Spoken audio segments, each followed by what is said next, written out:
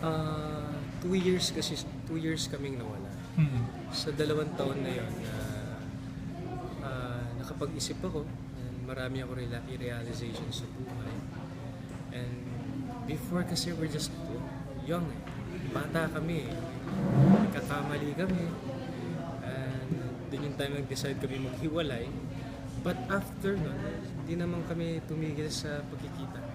Our communication is ongoing. And finally, na after several times na nagko-coffee shops kami like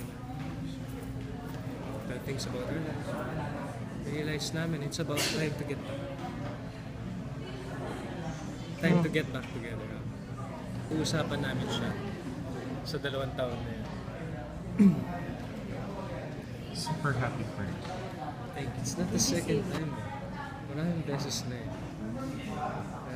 Maraming beses na kami nagkahiwalay. It's different now.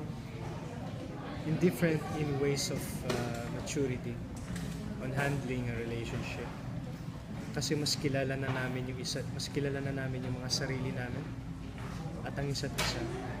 Pero the love, pagmamahal, hindi siya nagbago.